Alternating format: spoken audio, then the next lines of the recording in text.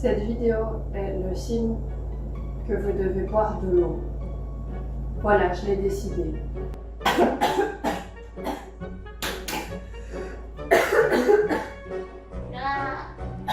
Parfaitement parfait. Non. Bonjour Nico. Oh shit, j'ai fait une bêtise.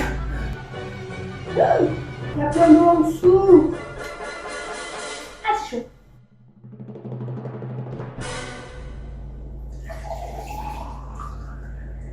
Bonjour et bienvenue dans cette vidéo. Aujourd'hui, c'est les 1 an de la chaîne. Alors, je sais pas exactement c'est quel jour que j'ai commencé à faire des vidéos, mais je sais que j'ai commencé à faire des vidéos au début des vacances. Du coup, je me devais de faire une vidéo durant cette période-là. Alors, je vous avoue que vu qu'il fait actuellement caniculaire, je ne sais pas du tout quoi faire comme vidéo. Mais je me suis dit que j'allais refaire une recette et en même temps, j'allais vous partager des anecdotes sur des tournages, sur le monde du cinéma, parce que je remarque que c'est ça que vous aimez le plus. En petite parallèle, je tiens à remercier tous mes abonnés qui me suivent depuis... Il y en a où ça fait que quelques semaines, il y en a où ils me suivent déjà depuis tout le début. Merci beaucoup de me soutenir et j'adore la petite communauté que ça crée. Aujourd'hui, on est à 38 abonnés et j'en suis plutôt fière. Et j'espère que ça va continuer, qu'on va continuer à trouver des gens bien qui vont rentrer dans la communauté. Voilà, c'était mon petit aparté. Alors aujourd'hui, je tente une recette de mousse à la framboise. Je ne l'ai jamais testée, je ne connais pas les quantités, je vais tout faire à l'œil. J'espère que ça passera. C'est parti.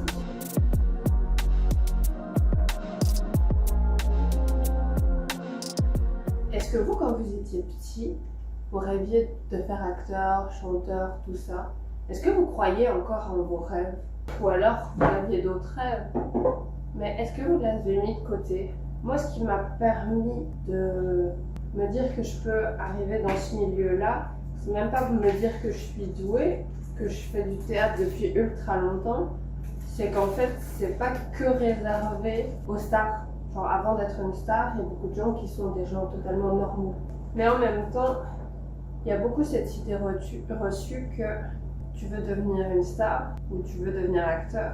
Ça, c'est très différent. Pour ma part, j'aimerais devenir actrice. La popularité en soi ne me dérange pas. Malheureusement, il y a des choses positives et négatives, mais un peu comme tout dans la vie. Mais moi, mon but premier dans cette histoire, c'est d'être reconnue pour mon travail, pour ce que je fais et ce que j'aime. Je me suis trompée de récipient. Attendez. Voilà. Et c'est pour ça qu'il y a beaucoup d'examens d'entrée dans les écoles d'interprétation dramatique ou même de cinéma en règle générale. C'est qu'il y a beaucoup de gens qui veulent faire du cinéma, mais pas nécessairement pour les bonnes raisons. Après, le cinéma n'est pas toujours fait pour de bonnes raisons. Il y a énormément où c'est pour l'argent. Oh, et excusez-moi hein, si je parle un peu du nez, je suis un peu malade parce qu'avec les chaud froid, je me suis attrapé un rhume. Ne m'en tenez pas compte. Alors, j'ai commencé l'académie quand j'étais en première secondaire, mais après réflexion, je faisais déjà des stages de théâtre depuis des années. Et j'ai toujours été douée, que ce soit en poésie ou des trucs comme ça. Voilà, je vous montre. Hop, c'est tout petit parce que je sais qu'il n'y a que moi qui peux manger. Donc, on ne fait pas de gâchis. J'aime pas ça le gâchis, donc voilà. Mais il y avait cette histoire, pour vous remettre dans le contexte, j'ai été faire un stage chez Casting Class. Bonjour Nico. Tu vas encore devoir te flouter. Et c'est là où j'ai rencontré Emmanuelle, une ancienne directrice de casting qui est maintenant agent, je ne dis pas de bêtises. Et elle nous a raconté que quand il trouve une actrice sympa, il regarde son CV, sa bande démo et son compte Instagram. Parce que oui, le nombre d'abonnés c'est très important, malheureusement. Donc, petite parenthèse, si vous voulez aller vous abonner à mon Instagram, c'est celui-là. N'hésitez pas. Comme ça me fait des vues et les gens me prennent pour des tournages. Donc, son actrice, celle qu'elle représentait, avait de la concurrence, mais ça allait. Elle avait fait une présentation forte, c'est-à-dire une présentation où elle a été chercher plus loin, elle a essayé de comprendre. C'est ce qu'on doit faire dans tous les bandes démos qu'on doit faire, mais enfin, je veux dire, elle avait présenté un bon truc. Et malheureusement, c'est l'influenceuse qui a gagné. Oh shit, j'ai fait une bêtise. J'avais déjà du blanc d'œuf. Bon, ben je vais en rajouter un peu alors. Donc, si je dis pas de bêtises, l'influenceuse en question qui a gagné contre cette comédienne qu'elle représentait, c'était Lena Situation. Encore une fois, si je dis pas de bêtises, c'est ce que j'avais compris. C'est pas que j'ai un problème contre Lena, mais elle est plus passionnée par la mode que le cinéma, et il y a déjà assez de concurrence dans le cinéma que pour des gens qui n'ont aucune habilitation à ça, viennent nous faire concurrence dans un milieu qui sont, enfin, ils sont pas chez eux, quoi. C'est comme si tu es vétérinaire et qu'on te demandait de faire une chirurgie pour un humain. Ça se fait pas, ça fonctionne pas, c'est pas les mêmes études. Et c'est un peu pareil pour les influenceurs et le cinéma. On essaye de faire corréler deux choses qui n'ont rien à voir. C'est pareil pour le Festival de Cannes. Je ne sais pas si vous avez vu passer. Oula, c'est un peu sale, je vais nettoyer tout ça. Je ne sais pas si vous avez vu, mais il y avait des comédiens qui ont joué dans des films. Et vu qu'ils n'étaient pas assez connus, ils n'ont pas eu de ticket d'entrée, alors que les influenceurs qui n'ont jamais mis un pied dans le monde du cinéma, on les invite à Cannes parce que ça fait de la visibilité. Je trouve ça un peu problématique, enfin, c'est pas dans le sens où c'est problématique, mais on met des lions dans une cage à poules. Ça se fait pas, enfin, c'est pas comme ça que ça fonctionne. Et c'est aussi, vous en pensez quoi des artistes qui prennent la grosse tête? Parce que c'est un truc qu'on en avait parlé avec Emmanuel, l'agent, et elle dit, mais c'est tellement parce qu'on les bichonne quand ils ont leur rôle que ça leur monte à la tête. Un figurant, on le traite moyennement, il n'a pas le droit d'avoir la même table régie. C'est un peu... ils sont là, mais on peut se passer d'eux, donc on les respecte pas tant que ça. Alors que dès que tu remontes un peu les échelons, ils t'offrent à boire, ils sont là à te chouchouter, à faire les faux culs. À la fin, je veux dire, c'est dur que ça te monte pas à la tête. Finalement, j'en ai beaucoup. Et c'est trop facile de dire ouais, je vais rester humble, je vais pas tomber dans les travers. T'en sais rien, tu y es pas. Et je veux dire, aucun acteur est totalement lisse, aucune personne influente n'a pas eu des scandales, qu'on leur met une certaine pression et on s'attend à ce qu'ils soient complètement lisse, complètement blanc, qui est soit de blanc, soit de noir, qu'il n'y a pas d'entre-deux. Donc soit on les aime d'amour et ça en devient bizarre, soit on les déteste de ouf et on les harcèle et on les pousse au suicide. Pourquoi il n'y a pas d'entre-deux dans ce milieu-là? Et même dans plein d'autres milieux.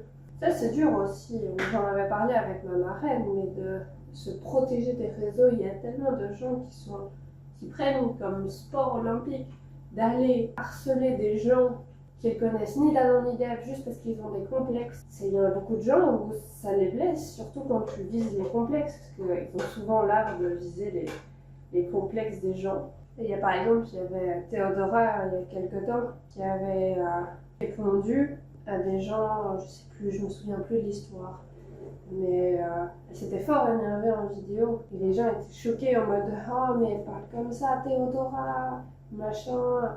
Elle n'est pas polie, elle n'est pas reconnaissante, patatras. Mais vous la connaissez pas en vrai. Ce que vous connaissez, c'est ce qu'elle veut bien vous montrer, c'est ses chansons, la Boss Lady, tout ça. Mais en vrai, qu'est-ce que vous savez, hein? Et il y a toujours les mêmes têtes qui ressortent. Ça aussi, il faut qu'on en parle. Dans les films, dans les séries, c'est tout le temps les mêmes têtes qui reviennent, alors qu'ils pourraient prendre de nouveaux gens. Il y a tellement de gens qui sont sur le banc de touche. Alors pourquoi ils font ça? Tout simplement par sécurité. En Belgique et en France, en général, on voit toujours la même personne jouer de la même manière, mais parce que c'est sécurisant. On sait que quand il viendra voir le film, quand les gens viendront voir le film, ils se diront pas « Ah, mais j'aime plus cette nouvelle manière de jouer, j'aime pas cette personne, je la connais pas, machin ». Sécurisant, on prend toujours les mêmes personnes. Si vous deviez présenter un parfum de glace à quelqu'un, est-ce que vous serez plus du style à essayer de trouver un parfum de glace que vous connaissez pas, comme ça vous le faites découvrir en même temps que vous, ou est-ce que vous jouez la carte de la sécurité et vous lui faites goûter un parfum que vous êtes sûr que vous connaissez et peut-être que ça plaira à l'autre personne? C'est un peu ça, la production. Ils savent que ça plaise, donc ils prennent le même parfum de glace tout le temps et ils laissent les autres, les parfums délaissés.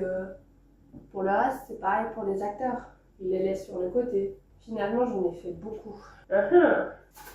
J'ai regardé dans la recette, normalement j'étais censée rajouter un peu de sucre. Donc je vais pas trop en rajouter, mais un petit peu quand même. Tout ce qu'on nous apprend aussi à l'école, c'est qu'il y a beaucoup de gens qui voient le cinéma comme un truc incroyable.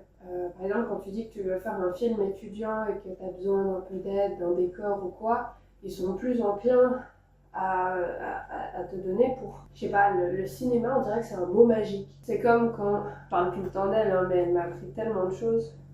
En 2 jours, j'ai appris plus de choses qu'en 19 ans de vie. Quand elle a dû dénicher des jeunes enfants, au début, elle faisait un casting de rue, elle allait voir et tout dans les parcs. Ça fait un peu psychopathe, je sais. Et c'est ce que les parents se disent aussi à la base.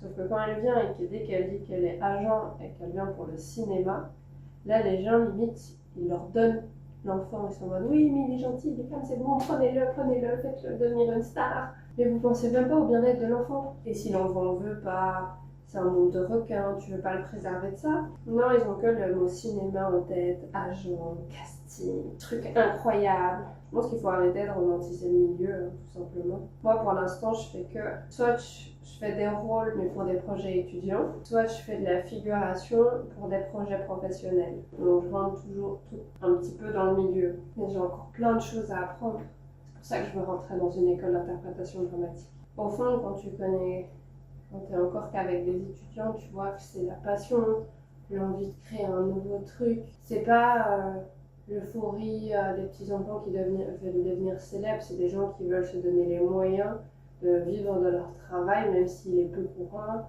qu'il est fermé et que c'est dur de se démarquer dans ce milieu.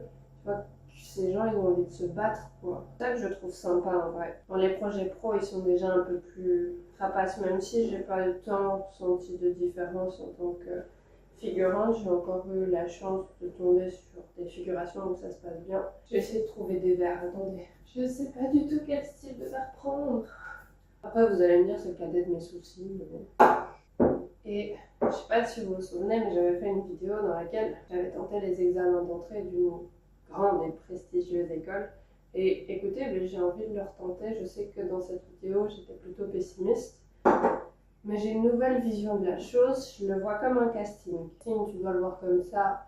Tu fais ton casting, tu donnes tout, tu t'amuses et tout, tu fais le mieux que tu peux. Et si tu coupes, si tu machin, tu t'en fous, juste tu t'as kiffé le moment. Les agents, les directeurs de casting, ils préfèrent voir quelqu'un qui se plante en souriant qu'une personne plate, lisse, sans émotion. Et que quand tu termines le casting et que tu fermes la porte, c'est tout. Voilà, pas plus. Et s'il te rappelle, c'est trop chouette. Mais s'il te rappelle pas, tu passes à la suite, c'est tout.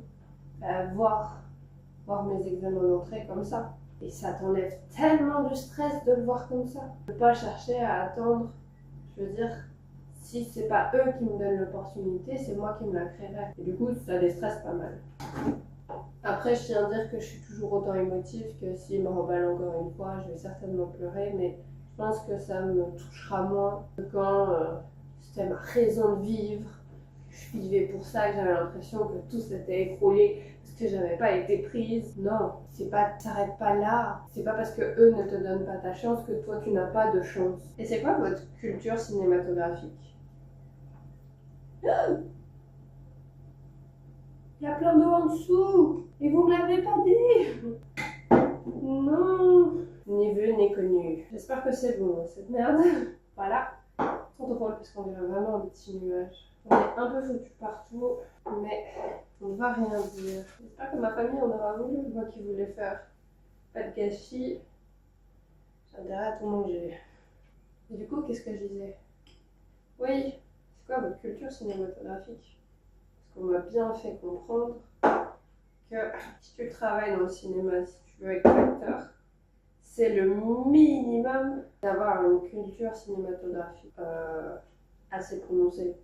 Je ne te demande pas d'être cinéphile, de t'impliquer si jamais tu sais que tu vas jouer dans tel film qui est produit, créé par tel réalisateur. Renseigne-toi sur qu'est-ce qu'il a fait, regarde tous ses films. En fait, tu regardes la manière dont il travaille. Et vu que tu es là, toi, pour le travail, même si tu n'es pas fan de ses films, c'est la manière dont il travaille qui est importante. Bref, tu ne vas pas à une réunion en sachant qu'il y aura un client potentiel et que tu t'es pas renseigné sur le client potentiel. Ça ne fonctionne pas comme ça. Ben, c'est pareil pour le cinéma. Regarder un film, ça devient plus un passe-temps, mais une obligation. Après, le mieux, c'est qu'on apprécie le film. Mais des fois, tu dois te mettre des claques au cul et regarder des films que tu n'as pas nécessairement envie. Pour ta culture, pour savoir, tu dois être un peu calé dans le métier dans lequel tu travailles. Enfin, ça paraît logique et pourtant, c'est pas logique. Ah oui, et ce qui paraît aussi logique, mais que beaucoup de gens oublient, c'est que si tu n'es pas bilingue en anglais, cherche pas, on te trouvera pas. Les agents ils voudront pas te représenter parce que le nombre d'opportunités que tu rates juste parce que tu as la flemme d'apprendre une langue. Non, en fait. Je dis ça, mais je suis pas du tout bilingue en anglais, malheureusement. Mais je suis en train de remédier à ça. Mais s'il y a personne qui te dit de botter un peu le cul, ben moi je le fais. Et aussi, ce qu'il faut dans le milieu, c'est qu'il faut que tu sois totalement unique. Dans le sens où si c'est pour un rôle d'un monsieur italien qui est bilingue en russe et qui fait des claquettes, la réalisation, la production, bref, les directeurs de casting ils vont chercher un bilingue italien russe qui parle, enfin qui fait des claquettes. Ils vont pas chercher à trouver quelqu'un d'un peu talentueux qui peut apprendre dans le tas l'italien, le russe, les claquettes. Non. Donc il faut que tu sois un éventail de possibilités. Parce que si tu te donnes pas les moyens, si tu veux pas être acteur, cherche pas. Non mais c'est vrai, pour être acteur, il faut plus être bon que en théâtre, en interprétation dramatique, en déclamation. Il faut aussi savoir chanter, savoir danser. Et je te dis pas juste savoir faire un peu de danse classique, non. Tu dois t'intéresser à tout et être fort en tout. C'est pas vrai. Trouve tes spécificités et travaille-les bien. Et vous, c'est quoi vos expériences dans le cinéma? Est-ce que vous aimez le cinéma? Quel genre de film vous aimez? Mais dites-le moi en commentaire. Je ne le dirai jamais assez, mais ça m'intéresse vraiment. Je veux savoir ce que ma communauté aime, savoir ce qui pourrait vous faire plaisir, que j'en parle, de trucs, de machin. Genre, vraiment. En tout cas, moi, je suis trop fière de l'aventure que j'ai parcourue avec vous. Pour beaucoup, 38 abonnés, c'est rien du tout. Pour moi, c'est important. Et ça, il y a un an d'une aventure que j'aime bien. J'aime bien faire des bricolages, ça m'a permis de mieux m'exprimer, d'avoir plus confiance en moi devant la caméra. Donc pour ça, joyeux anniversaire. On va quand même goûter ça pour voir si c'est bon, potable. Normalement, il n'y a rien de mauvais, mais je suis pas sûre des quantités. Je dirais qu'il faudrait plus de framboise la prochaine fois. Ouais, plus de framboise. Mais j'espère que cette vidéo t'a plu. Moi, j'ai bien aimé. J'aime beaucoup ces petits rendez-vous qu'on se fait ensemble comme ça. Après, c'est moi qui décide quand je fais le rendez-vous. Mais voilà, j'aime bien. Je pense que je dois avoir loupé quelques ingrédients. Mais c'est pas grave. À bientôt pour une prochaine vidéo.